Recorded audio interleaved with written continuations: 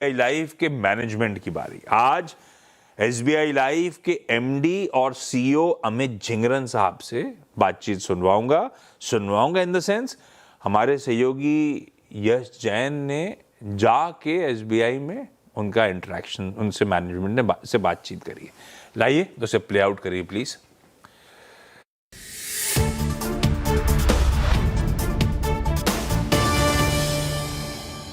SBI life insurance ने अपनी चौथी तिमाही के नतीजे प्रस्तुत किए और अगर नतीजों की बात की जाए तो मोस्ट ऑफ द पैरामीटर्स पे जो स्ट्रीट एक्सपेक्टेशन था और एनालिस्ट एक्सपेक्टेशन था उस पे नंबर्स खरे उतरते दिखे। ग्रोथ थोड़ा एक्सपेक्टेड था कि नरम रहेगा फोर्थ क्वार्टर में, वो वैसा ही आता हुआ दिखा, बट वैल्यू और मार्जिन फ्रंट पे एग्जैक्टली नंबर्स सिमिलर आते हुए दिखे। इन नंबर्स के बारे में ज़्यादा बात करने के लिए और आगे चलकर ये नंबर्स कैसे इवॉल्व होंगे उस बारे में बात करने के लिए हमसे एक खास बातचीत करने के लिए जुड़ रहे mister Amit Jhingran, the MD and CEO at SBI life insurance. Sir, सबसे पहले तो कॉन्ग्रेचुलेशंस कहना चाहूँगा, क्योंकि अगर FY 26 की बात की जाए तो कंपनी ने जो पहले 3 क्वार्टर्स में या सेकेंड और थर्ड क्वार्टर में जो एक्सेलरेशन लिया उस वजह से फोर्थ क्वार्टर की वीकनेस के बावजूद कंपनी अपने पीयर्स से अच्छा परफॉर्म करती दिखी। पर मुझे एक ग्रोथ फ्रंट पे समझना है FY 27 के लिए जो प्रॉब्लम्स फोर्थ क्वार्टर में आई FY 26 के, क्या वो प्रॉब्लम्स आगे कंटिन्यू होती हुई दिख रही है? अगर होता है तो FY 27 में वो रिस्क को मद्देनज़र रखते हुए क्या ग्रोथ आप AP और रिटेल AP ग्रोथ में क्या एक्सपेक्ट कर रहे हो कंपनी के लिए? मुझे खुशी है कि SBI लाइफ ने FY 26 के शुरुआत में जो गाइडेंस दिया था टॉप लाइन के लिए भी और बॉटम लाइन के लिए भी हम उस पर खरे उतरे हैं और हमारी जो IRP ग्रोथ है, हमारी जो NBP ग्रोथ है और जो हमारा VONB मार्जिन है, दोनों ही हमारे गाइडेंस के अनुरूप निकले हैं। इंश्योरेंस इंडस्ट्री सितंबर महीने के बाद से अच्छे ग्रोथ नंबर पोस्ट किए हैं और हमारी कंपनी ने भी उसमें हमेशा इंडस्ट्री से थोड़ा सा ऊपर उठकर ही परफॉर्म किया है। क्वार्टर टू क्वार्टर और मंथ टू मंथ देखने के बजाय हम एक साल का जो बजट लेके चलते हैं और जो मीडियम टर्म का बजट लेके चलते हैं उसके हिसाब से कंपनी के नतीजे अपने सार्थक रहे हैं और अपने आशाओं के अनुरूप रहे हैं। अगले FY 27 के लिए हम IRP बेसिस पे 14% का ग्रोथ एक्सपेक्ट कर रहे हैं। और जैसा कि पिछले 3 साल और 5 साल के CAGR से भी दिख रहा है कि कंपनी का ग्रोथ जो है वो इंडस्ट्री से थोड़ा ऊपर ही रहता है। आई एम श्योर कि इस FY 27 में भी हम उसी के अनुरूप अपने परिणाम दे पाएंगे। ये तो बात सर आपने ग्रोथ की। अगर वैल्यू की और मार्जिन की बात की जाए, जिस तरीके से हमने देखा कि काफ़ी एफर्ट्स रहे FY 26 में, यूलिप का शेयर कम किया गया, प्रोटेक्शन का शेयर बढ़ते हुए दिखा, नॉन पार का शेयर और ग्रोथ काफ़ी अच्छा रहा। इन सब चीज़ों ने मार्जिन पे बहुत हेल्प किया आपको। मुझे समझना है कि FY 27 में मार्जिन बैंड क्या रहने की उम्मीद रहेगी?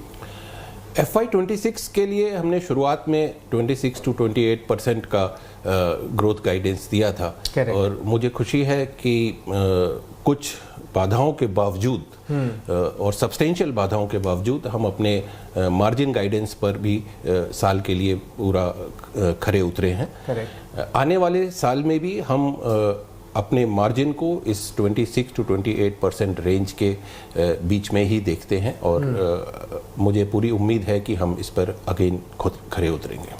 सर, अगर मैं इस मार्जिन को जो आप सेम रख रहे हो FY 27 के लिए अगर FY 26 से कंपेयर करूँ तो एक प्रॉब्लम जो FY 26 में थी वो GST इम्पैक्ट आने की प्रॉब्लम थी जो मार्जिन्स को इम्पैक्ट करती नेगेटिवली। अब वो कम होती या निकलती दिखेगी GST इम्पैक्ट की स्टोरी FY 27 में? फिर भी आप मार्जिन बैंड नहीं बढ़ा रहे हो, उसका कोई रीज़न सर? जो GST इम्पैक्ट का था कंपनी के प्रॉफिटेबिलिटी के ऊपर, हमने दूसरे कॉस्ट कटिंग से अपने प्रोडक्ट मिक्स इम्प्रूवमेंट से उसको काफ़ी कुछ भरपाई करने की कोशिश करी है।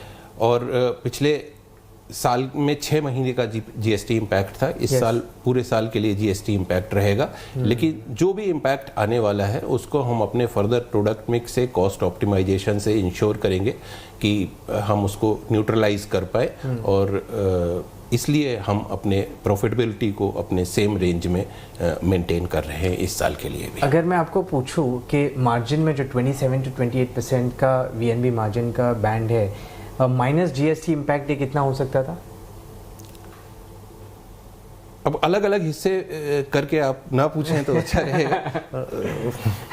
अच्छा सर, अभी एक जो प्रोडक्ट पोर्टफोलियो सेगमेंट है, प्रोडक्ट मिक्स है, वहाँ पे अगर बात की जाए तो यूलिप शेयर जो है हमें FY26 में काफ़ी मॉडरेट होता हुआ दिखा, प्रोटेक्शन शेयर बढ़ता हुआ दिखा।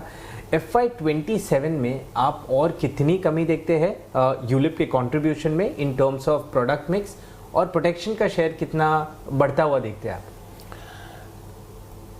हमने पिछले साल में यूलिप सेगमेंट में 6% की ग्रोथ रजिस्टर करी है, लेकिन हमारी बाकी lines of business, non par, protection और पार सेगमेंट, उनकी ग्रोथ इनसे काफ़ी ज़्यादा ऊपर रही है, क्योंकि ये हमारे फोकस एरियाज रहे हैं। बिकॉज ऑफ दिस स्ट्रेटजी हमने पिछले साल में अपना यूलिप शेयर 70% से घटा के 66% लाए हैं on IRP basis. Going forward FY27 में हम इसी स्ट्रेटजी पे काम करते रहेंगे, और हम एक्सपेक्ट करते हैं कि फर्दर 2 से 3% यूलिप कंट्रीब्यूशन ओवरऑल में कम होगा। ओके, एक सवाल सॉल्वेंसी पे। सॉल्वेंसी थोड़ी कम होती हुई दिखी है हमें चौथी तिमाही में, 1.9 तकरीबन पे आती हुई दिखी है। आपकी एक जो पियर है, प्राइवेट पियर है, उसकी भी ये लेवल पे आने पे उन्होंने थोड़ा फंड रेजिंग किया था, क्योंकि उन्हें एक्सपेक्टेशन था रिस्क बेस्ड कैपिटल प्लेस में आ जाएगा, वो जो नहीं हो पाया।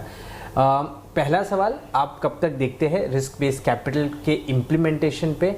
और दूसरा सवाल, 1.9 सॉल्वेंसी पे आपको लगता है आपको FY27 में फंड रेजिंग करना पड़ेगा, आइदर आपके पेरेंट के थ्रू, SBI के थ्रू, या एक्सटर्नल मार्केट से? हमारी सॉल्वेंसी इस साल 190% पे आई है, जो पिछले साल 196% थी। मुख्य कारण उसका हमारा प्रोटेक्शन सेगमेंट वगैरह पे फोकस रहा है, जिससे हमारा सब इश्योर्ड जो है वो इंडस्ट्री में सबसे ज़्यादा बढ़ा है पिछले साल में। और 190% सॉल्वेंसी जो है वो रेगुलेटरी रिक्वायरमेंट 150% से काफ़ी ऊपर है। SBI लाइफ अपनी सॉल्वेंसी को अपने इंटरनल एक्रूवल से ही पिछले काफ़ी सालों से मैनेज करती आई हुई है। हमारा बिजनेस जो है वो हमको इनफ कैपिटल दे रहा है एज ऑफ नाउ। आने वाले समय में IFRS और रिस्क बेस्ड कैपिटल पे रेगुलेशंस एक्सपेक्टेड हैं, regulator is working on that. So उसको मद्देनज़र रखते हुए अपनी सॉल्वेंसी पे हम एक शार्प आई रखे हुए हैं, और we will ensure that at all points of time हमारी सॉल्वेंसी एक कंफर्टेबल लेवल पे रहे। Okay, thank you so much हमसे बात करने के लिए, और मैं आपको बेस्ट ऑफ लक विश करना चाहूँगा FY27 के और आगे चलते हुए कंपनी के प्लान्स को पूरा करने के लिए। Thank you so much. Thank you.